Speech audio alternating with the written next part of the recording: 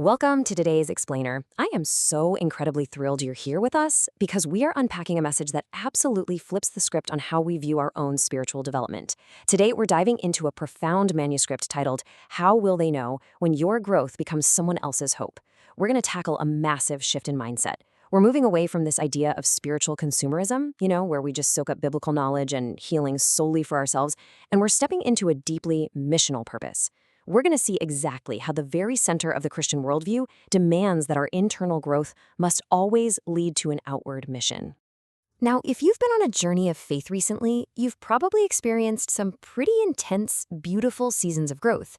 Maybe you found some new healing, a deeper sense of community, or a much stronger grasp on truth. And hey, that is incredible. It's absolutely something we should celebrate. But I gotta introduce a little bit of tension right here at the start. All of that growth, well, as the source text puts it, growth is never the finish line. Growth is the preparation for the mission. It was literally never meant to stop with you. Okay, let's dive right into this. Section 1. Beyond the finish line, looking at the true purpose of growth. I want you to think about some of those specific, beautiful victories you might have experienced over the last year. The source material highlights these really profound moments. Breakthroughs at retreats, the forging of a real, deepening brotherhood, those intense early morning prayers, or even just those quiet moments where all you could do was sit in absolute silence, completely in awe of God's presence. These are the moments where we heal, right? These are the seasons where some of us fight battles that we don't even tell anyone about, pushing through darkness that honestly tried to take us out. And it is so easy to look at these milestones and think, wow, I made it. Look how far I've come. But here is the pivot, and this is where the message gets incredibly powerful. Your battles, your victories, your healing, none of it was random, and it absolutely was not wasted.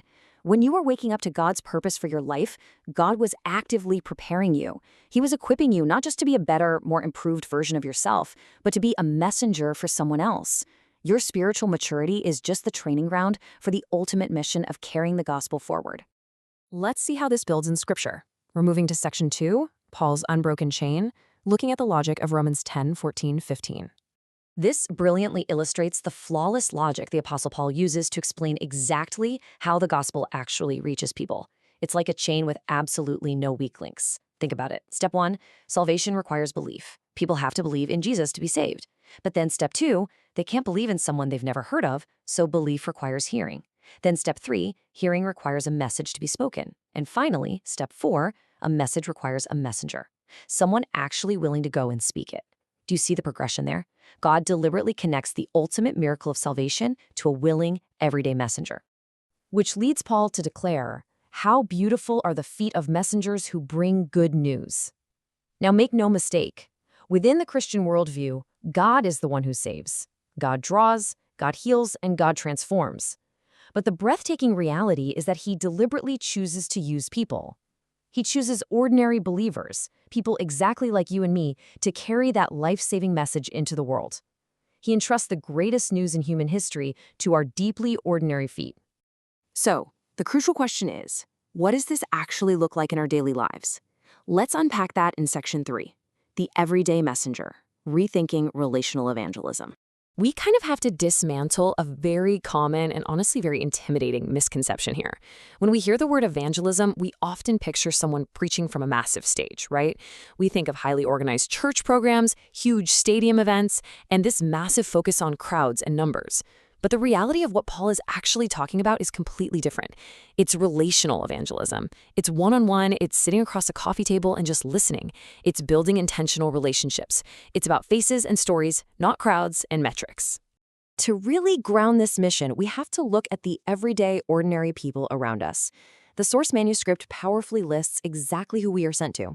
It's the cousin we just kind of stopped checking on. It's that friend who suddenly changed and we never even bothered to ask why. It's the guy at work who looks perfectly fine on the outside, but you just know he's breaking on the inside. It's the marriages we watch falling apart from a distance.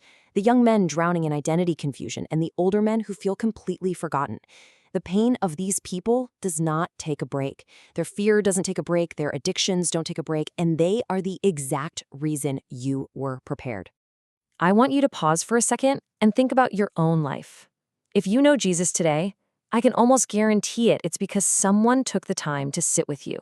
Someone checked in on you. Someone helped carry the heavy weight with you when you couldn't carry it alone. Someone loved you enough to invite you into relationship with Christ. You are the product of a messenger who decided to make themselves available. And this brings us to a critical realization in our final section, sent for people, pointing others to Jesus. Now, this original message was actually delivered during a specific historical context, a holiday break transitioning into a new year. But rather than just focusing on that calendar break, the message pulls out a timeless spiritual truth. We cannot allow our seasons of rest to become a spiritual drift.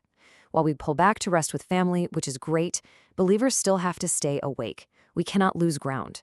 We have to keep paying attention and carrying the stories of the people around us. We can never step back so far that we forget the mission God stirred inside of us. The manuscript uses this highly specific, deeply intimate language. God is going to trust you with people, faces, stories. Notice that He's not trusting you with an event or a flashy program. He is trusting you with real situations that require your patience, your compassion, and your real love. These are men and women who desperately need the Jesus that you know.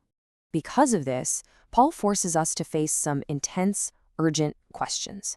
Questions that should honestly sit pretty heavy in our spirits.